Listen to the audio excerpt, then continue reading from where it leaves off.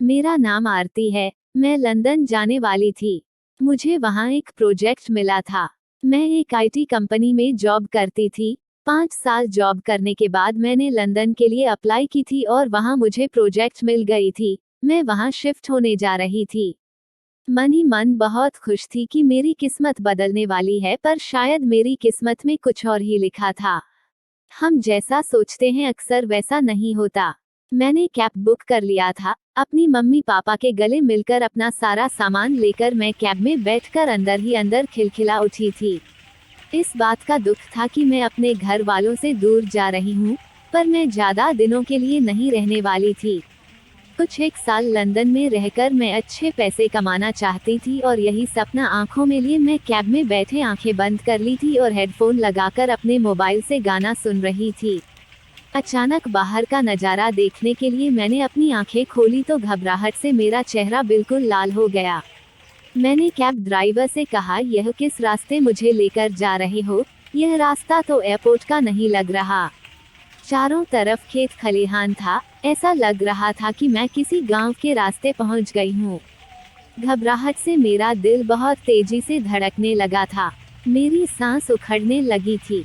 Cab driver ने बड़े प्यार से कहा, मैडम, एयरपोर्ट के रास्ते में एक बड़ा एक्सीडेंट हुआ है। वहाँ बहुत जाम लगा है, इसलिए हम घूमकर एयरपोर्ट जा रहे हैं। पर मुझे उसकी बातों का विश्वास नहीं हुआ। मैं कोई अनपढ़ गंवार लड़की नहीं, बल्कि पढ़ी लिखी लड़की हूँ, ऊपर से एक आईटी टेक्नीशियन हूँ। मैं तुरंत अपनी लाइव लोकेशन अपने दोस्त को शेयर कर दी और उसे मैसेज कर दिया कि मैं खतरे में हूँ, मुझ तक पहुँचकर मुझे बचा लो। उसके बाद मैंने कैब ड्राइवर से कहा, आप गाड़ी यहीं रोक दे, आप मुझे गलत रास्ते में ले आए हैं और मैं अभी पुलिस को कॉल करती हूँ ताकि आपको अरेस्ट कर ले। ड्राइवर ने गाड़ी तुरंत रोक दी। एक पल तो मुझे लगा कि मेरी बात सुनकर उसने गाड़ी रोक दी, जरूर शरीफ आदमी होगा। पर अगले ही पल वह मेरी पिछली सीट में आ गया और दरवाजा खोलकर मुझे घसीटकर बाहर निकालकर मेरे मोबाइल को तोड़ दी और उसके बाद मुझे कार के सीट में बांध दिया। मेरी हालत बहुत खराब हो गई थी। कुछ दूर जाने के बाद एक बड़ी सी काली कार आकर हमारी कार के सामने रुक गई। मुझे लगा शायद इस कार से मदद मांग सकती हूँ। उस कार से कुछ लोग बाहर आए। उन लोगों ने डिक्की से मेरा सामान निकाल लिया और अच्छे से तलाशी लेने लगे थे। उन्होंने मेरी लैपटॉप निकाली और हर तरह की इलेक्ट्रॉनिक डिवाइस बाहर निकाल दिए।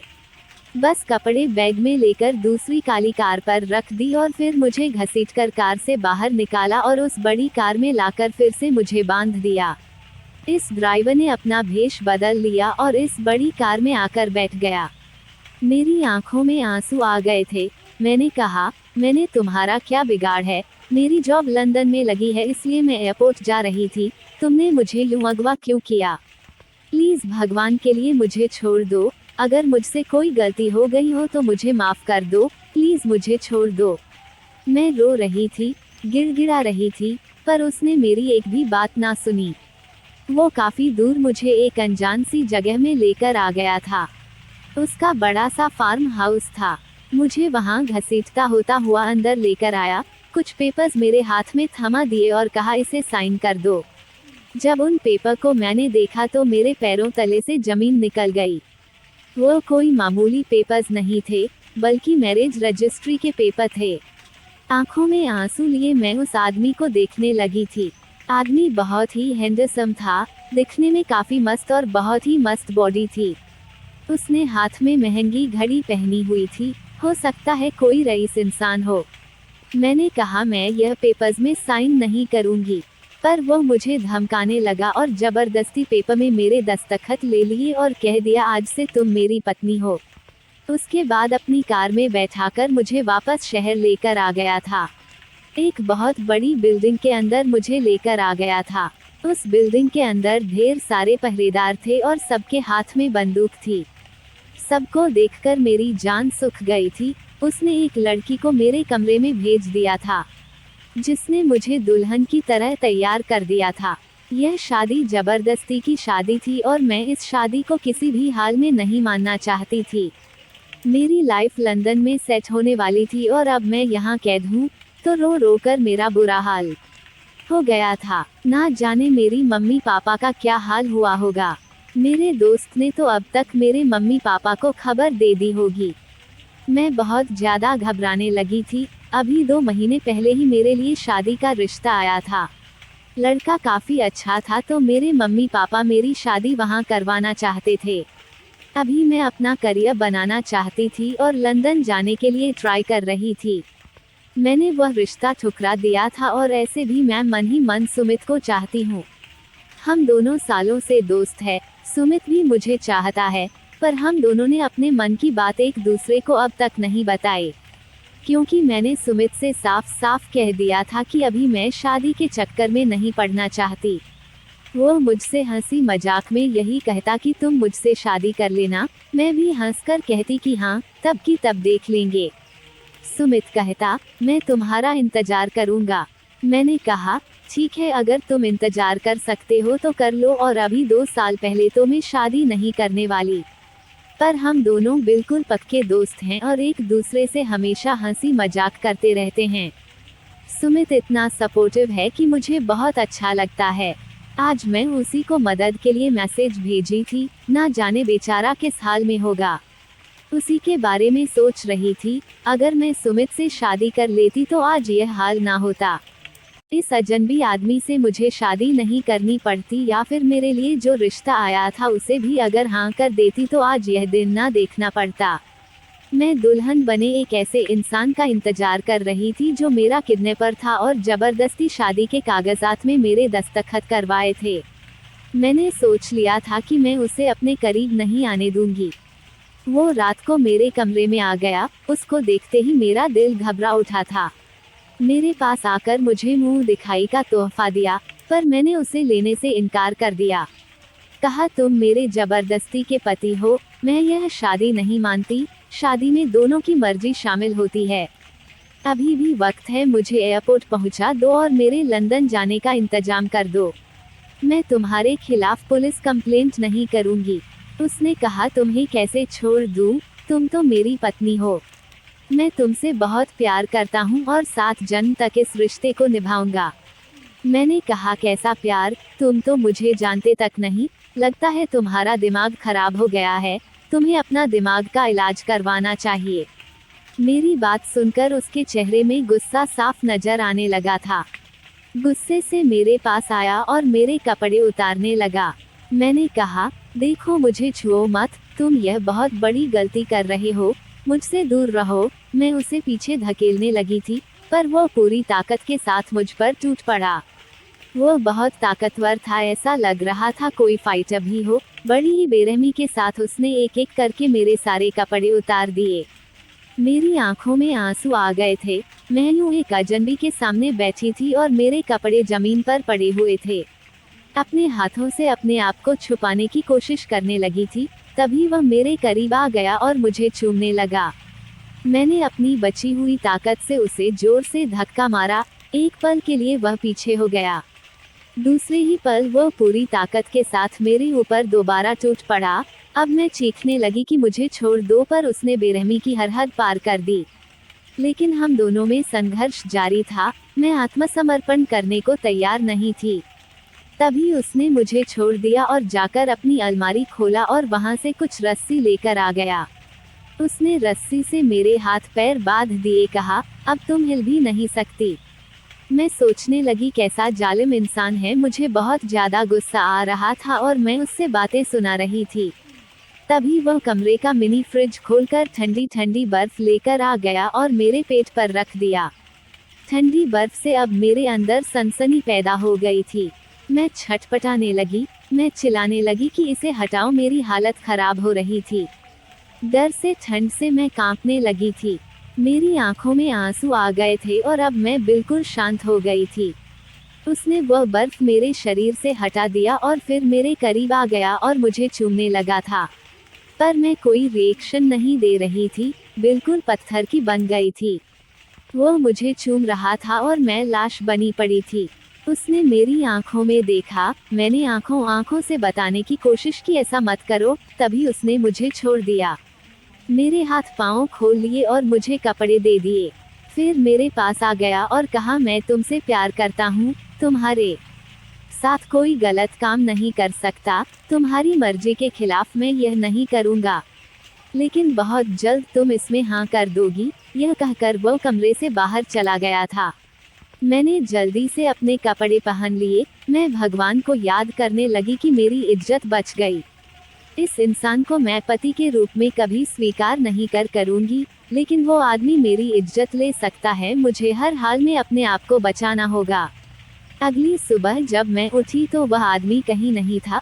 उसका नाम वीरेन था। मुझे लगा यही मौका है, शायद मैं यहाँ से बचकर निकल सकूं, पर बिल्डिंग से निकलना तो दूर, में इस फ्लोर से ही निकल नहीं पाई। बाहर बंदूक लिए सिक्योरिटी गार्ड खड़े थे। मुझे देखते ही कहा कि आप इस फ्लो से बाहर नहीं निकल सकती। आप चाहो तो फ्लो के अंदर रह सकती हैं, लेकिन बाहर निकलने की इजाज़त आपको नहीं है। उन लोगों ने मुझे अंदर धकेल दिया। मैं पूरे फ्लो में अकेली थी। मुझे लगा शायद मैं बालकनी से बचकर निकल सकती हूँ, पर मैं बालकनी में पहुँची तो 8वां फ्लो था। वहाँ से कूद पाना नामुमकिन था। मैं छटपटाने लगी थी। घर पर किसी तरीके का कोई डिवाइस नहीं था। मैं किसी के पास मदद के लिए सिग्नल नहीं भेज सकती थी। रो रो कर मेरा बुरा हाल था। मुझे अपने घर वालों की चिंता हो रही थी, जिस वजह से मैं और ज़्यादा रो रही थी। मेरे बिना ना जाने मेरी माँ का क्या हाल हो रहा था। शाम को 5 बजे तक वह घर आ गया। मैंने कहा, वीरेन मुझ पर रहम करो, मुझे यहाँ से जाने दो, मेरे घर वाले परेशान हो रहे होंगे। उसने कहा, मैं तुम्हें यहाँ कैद करके नहीं रखना चाहता। जिस पल तुम मुझे अपने पति के रूप में स्वीकार कर लोगी, इस पल से तुम आज़ाद हो जाओगी। तुम्हें मैं तुम्हारे घर पर भी लेकर जाऊंगा। मैंने कहा, देखो मैं लंदन जाने वाली थी, तुमने मेरा फ़ोन भी तोड़ दिया। मैंने अपने दोस्त को मदद के लिए मैसेज भी की थी। इसमें मेरी माँ बहुत रो रही होगी, अगर उन्हें कुछ हो गया तो प्लीज़। उसने कहा, कल तुम्हें तुम्हारी माँ के पास लेकर जाऊंगा, बस आज दुल्हन बने मेरे लिए इंतजार करना। मैं जो चाहता हूँ मुझे दे देना, कल तुम तुम्हारी माँ के पास होगी। मैंने कहा, तुम जो चाहते हो वो मैं तुम्हें कभी नहीं दूंगी, मैं तुमसे प्यार नहीं करती। वो अचानक ही मेरे करीब आ गया, कहने लगा, तुम मुझसे प्यार जरूर करोगी, कहकर मेरे होठों को चूमने लगा।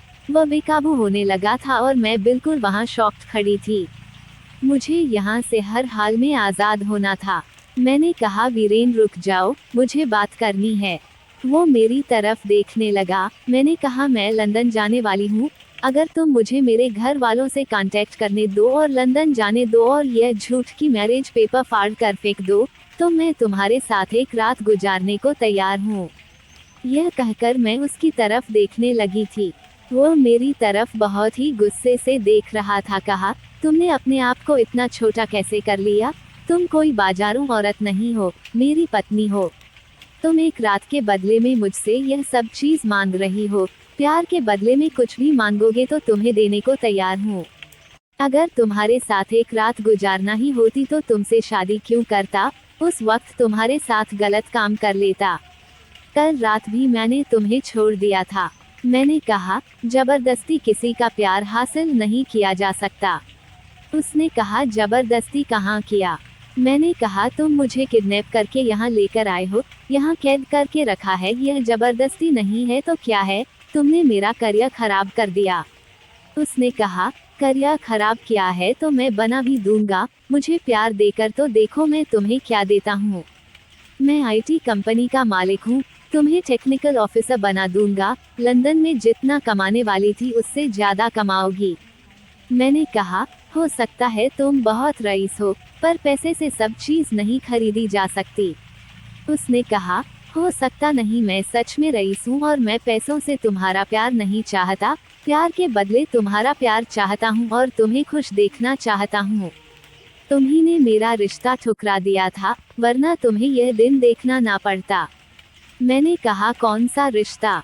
उसने कहा, अभी 2 महीने पहले ही तुम्हारे पापा मम्मी के पास अपना रिश्ता भेजा था, पर तुमने ना कर दी थी।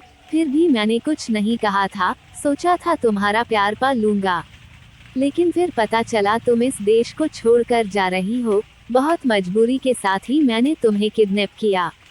मैं वैसा इंसान नहीं हूँ, बस दीवाना हूँ तुम्हारे प्यार का, अभी से नहीं बचपन से।